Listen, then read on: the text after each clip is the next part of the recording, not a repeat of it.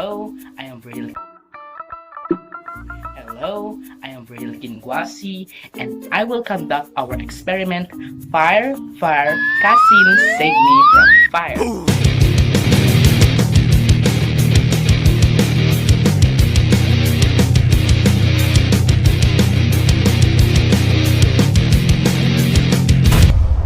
In this experiment, you will learn the retardant characteristics of protein and determine the reaction of casein with fire.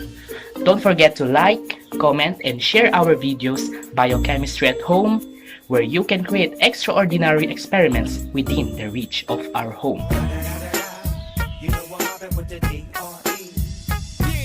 Before anything else, personal protective equipment is needed for our safety, and we will start our experiment after these short reminders.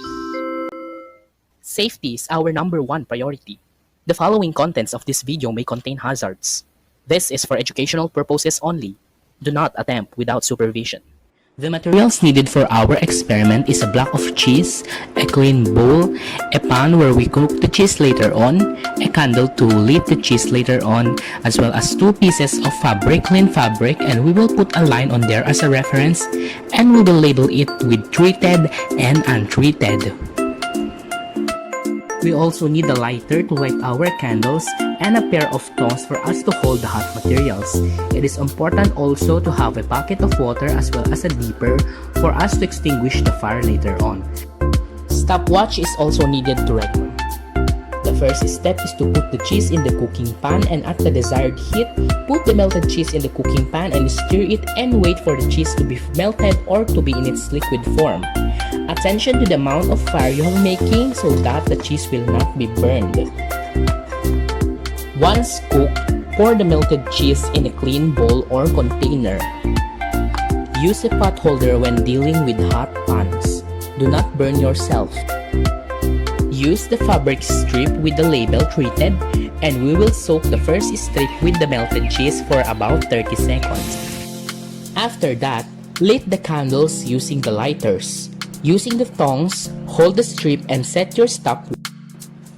Place the untreated cheese on fire and wait until the fire will reach the mark you have set. While doing so, record your time. For this experiment, the fabric was burned within the line for 15 seconds. Place the burnt untreated strip of fabric in the basin with water for safety purposes. Repeating the previous steps, place the treated cheese on fire and wait until the fire will reach the mark. Record the time. For this experiment, we observed that there is no fire happening with the cheese.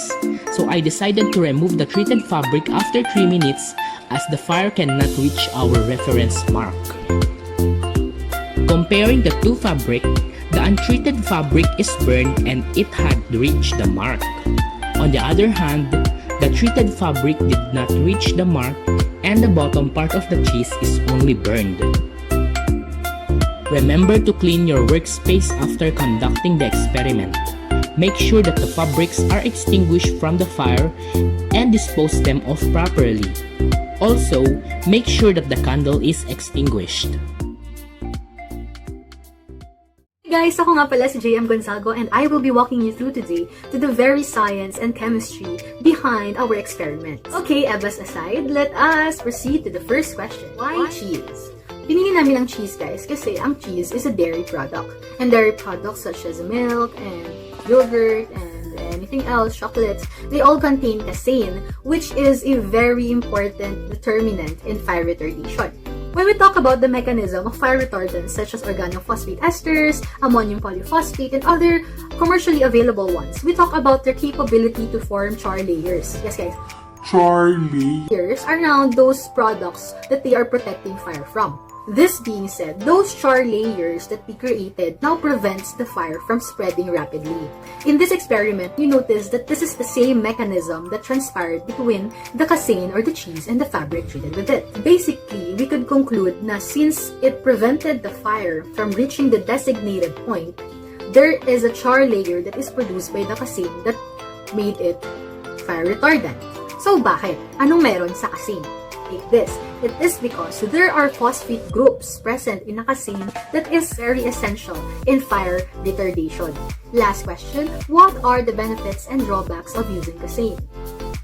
The advantages of using casein, guys, is when compared to the commercially available ones, it is highly organic and eco-friendly. Yung mga commercially available ones kasi, they have chemicals that are toxic to the health. Meron nga lang tayong drawback, organic siya, pero mabaho siya. Okay? They produce a rancid smell to the treated substance. All in all, we could conclude that casein indeed is a very efficient and good substitute for fire retardation.